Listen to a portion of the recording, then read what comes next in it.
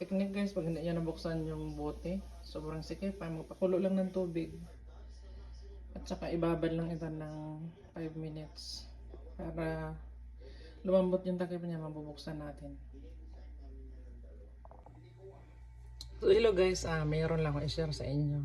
Kapag meron kayong gusto nyo buksan, halimbawa bagong binili na kahit na anong pagkain basta nakalagay sa bote, pag hindi mabuksan, ang gagawin ninyo, babad nyo sa mainit na tubig para mamaya madali lang mabuksan. Kasi kanina nag-try kami, kasi palaman to guys nag-try kami mabuksan, hindi mabuksan, kaya yan binabad muna namin. Hanggang guys, try na natin kasi naka 5 minutes na. So tingnan natin kung mabubuksan na natin to. So hindi pa rin. So babad pa rin natin. So ngayon guys, try natin, lagyan natin ng goma. Kung mabubuksan na ba natin to. Kasi sobrang higpit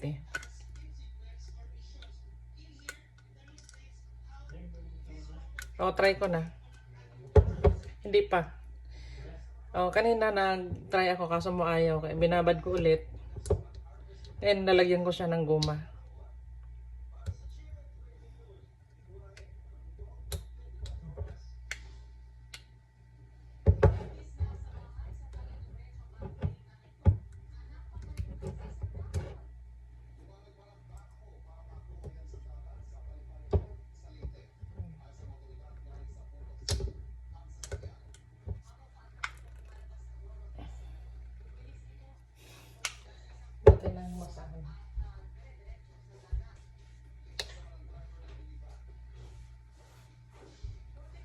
Try natin guys.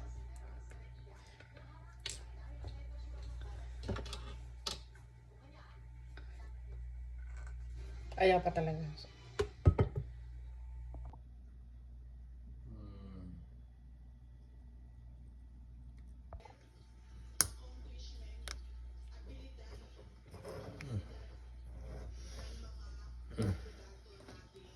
Sige pa man.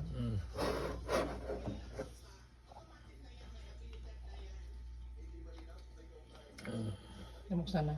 Tigas lang po. Yes. Kailangan gamitan ito ng... So ito guys, nabuksan. Si Andrew lang nakabukas ngayon. Ayan. Ang hirap buksan kanina. Binabad pa namin kung ano-anong ginagawa namin.